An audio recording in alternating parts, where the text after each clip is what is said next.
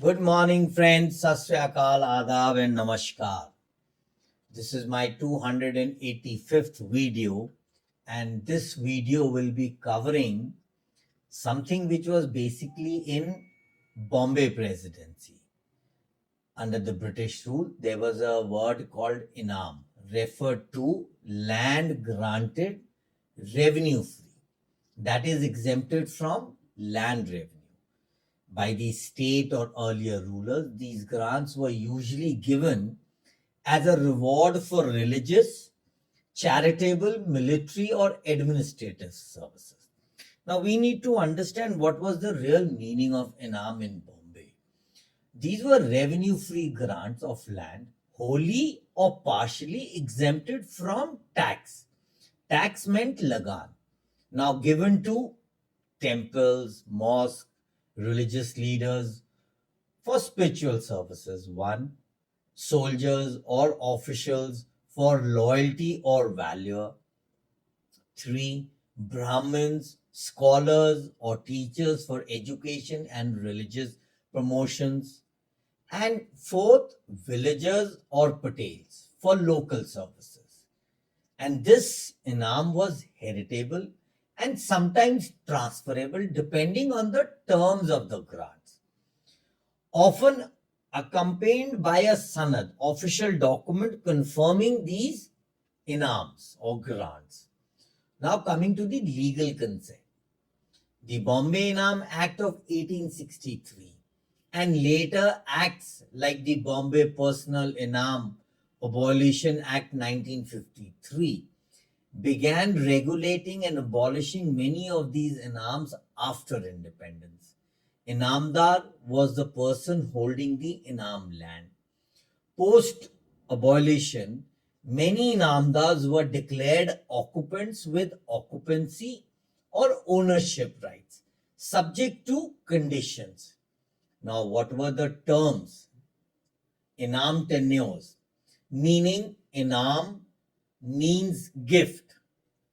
It referred to a land granted revenue free, usually by a Maratha or a Mughal or a British rule, as a reward for these religious charitable purposes. Now, the key features which the document says, these were revenue free or partially revenue free grants. They were held by an inamdar. Purpose was reward, charity, religious, similar things what I just mentioned.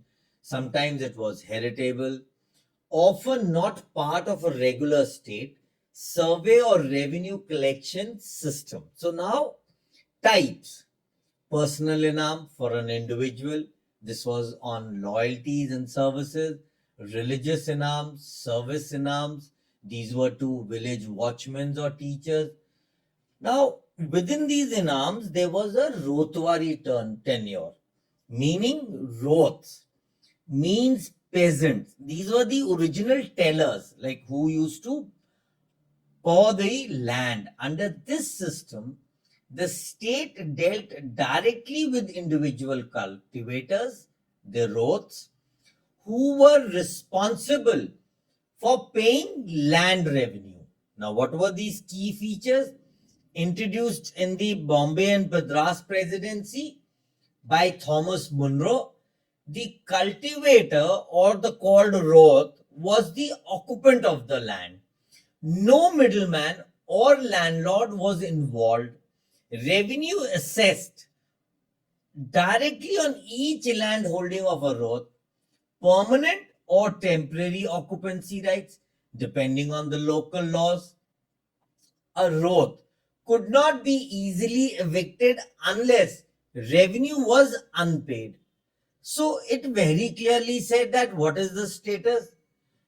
Third, coming to the Jagirdar tenure, meaning Jagis means land grants, typically large tracts, often given to nobles, military officers, or revenue farmers. Now, what were the key features? Jagirdar collected revenue from these roths or peasants. Part of the revenue was kept by himself and the rest was sent to the ruler. So Jagirdar often had administrative and policing powers, mostly seen in North India and Hyderabad, but less in Bombay Presidency. Similarly, to a feudal lords controlled through a multiple villages. Now, if we compare these tables, features of Inams, Rotwars, Jagirdars, meaning, now gifts, revenue free lands, direct state to farmer lands, land granted for services, this was there. Now, holder, if was an Inamdar or a Rotwar or a Jagirdar, so what was his revenue to the state? In a case of Inamdar, he was exempted, paid by Rotwar directly, as I just said, or collected by a Jagirdar. Now, if you talk of rights and lands of these people, the Inamdar or the Inam was often hereditary, limited, strong occupancy rights based on services. So this kind of relic prevailed during that point time. Now coming to Bombay or Deccan Madras, Bombay, North India, Hyderabad regions, now pre-British and British introduced by the British pre-Mughal and Mughal periods during the Marathas. Now these were those tenures. So we need to understand that the Britishers had bifurcated these lands into these kind of settlements. Now how they were divided needs to be understood. Now there was a word called Moiety. Now the term moiety in the context of resumption of land refers to half share or portion of something, typically ownership, interest or revenue. It is a legal and historical term used exceptionally in British era where land grants and settlements were made in India. So what does moiety mean? That part resumption takes place. Meaning of moiety on resumption of land, when land is resumed such that taken back by the government or original grantor, the moiety indicates that only half or a specified portion of the benefits, revenue or ownership rights may be affected or retained. So this is so important. Whether our Inam, which was a revenue-free grant, was it partially resumed or was it totally resumed? So this context during the British India was that resumption of Inam or Lakhi Raj land or Jagir lands, when the British government resumed these tax-free land grants like the Inams or the Lakhi Raj, they sometimes allowed the holder to retain a moiety such that half of the land or half of the revenue. Very simple. Now, let's say an example. If a Jagir was resumed, the grantee might have been allowed to keep a moiety of the land as a personal or service tenure. Number two, let's say revenue moiety. The state could resume revenue rights over the land but leave half of the collected rent or produce to the original grantee. This was a compromise arrangement, particularly when full resumption would have caused political unrest. So you have to understand Britishers were very honest while making laws for these Lakheraj or revenue-free grants. Now let's say, I'll give you an example.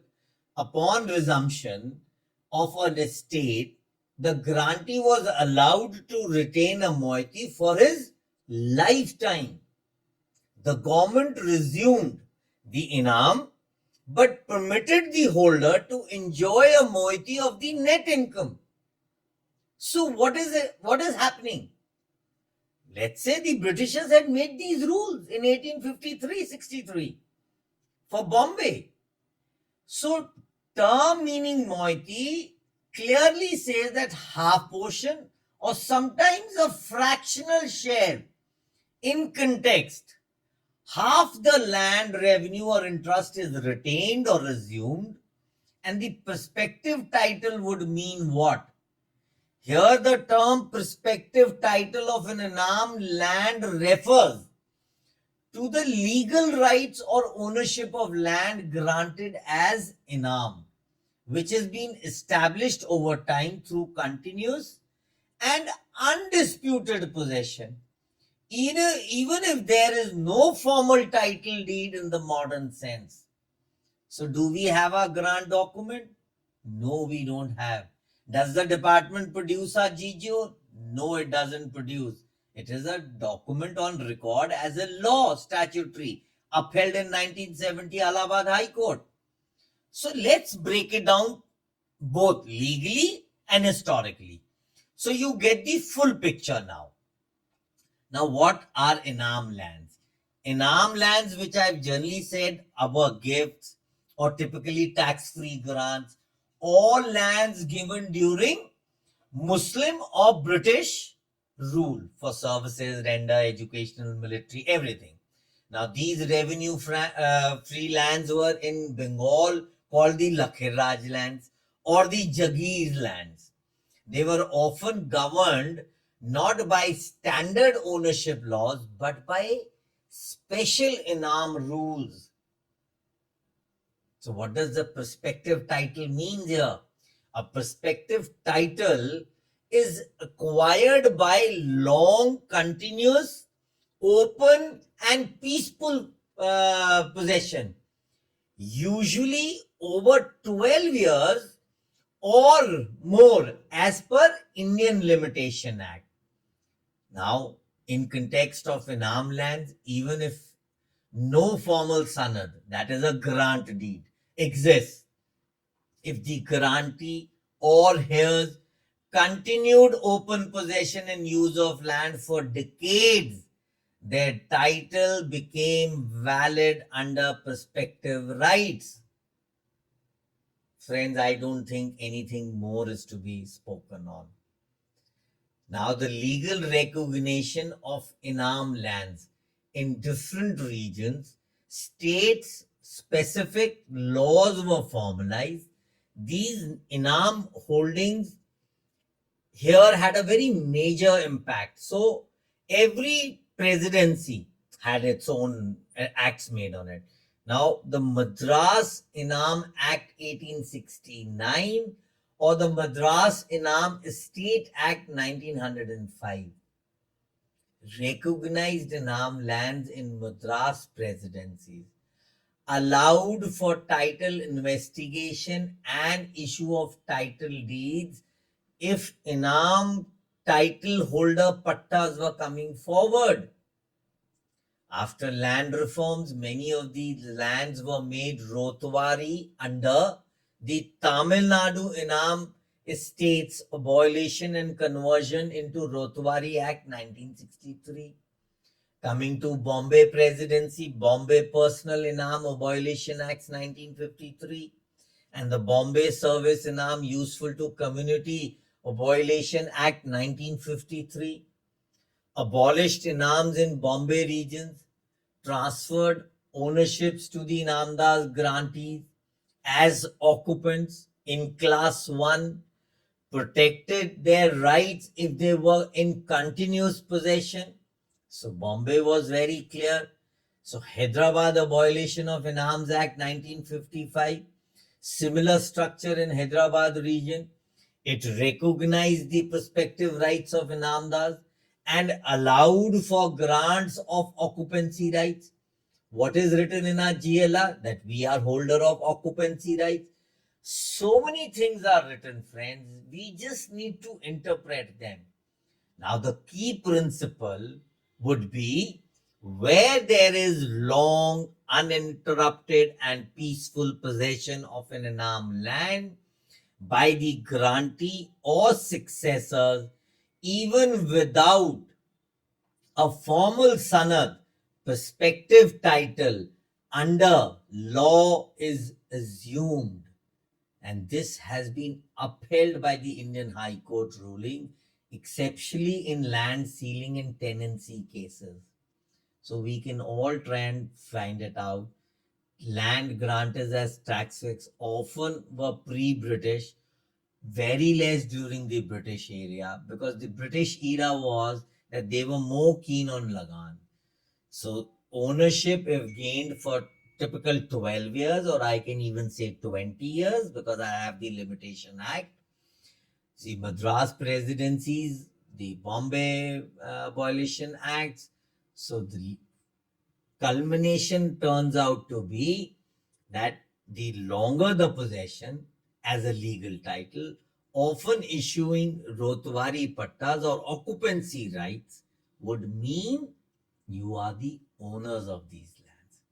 If someone is hold Inam lands today, their title may not be recorded like modern freehold land, but the law supports their rights if they've possessed and cultivated it continuously, exceptionally under the respective states' Inam Abolition Act. If you want, I can find the exact legal sections, judgments on specific states on grants, for example, for Bombay, Madras, or Hyderabad. So, friends, I think now, with these kind of various definitions of grants given during the British era, I think we will be in a better position to understand what actually these Britishers were looking for.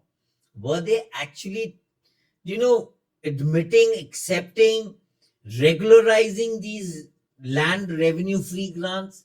They were. Even after 1836, GGO 179, they were recognizing these by various laws I just mentioned in this video. So just try and read it, just try and dig into it. Once again, we are old grants. We were never converted into new grants of the British. That is why we were held and we kept our grants as revenue free grants. Thank you. Good day.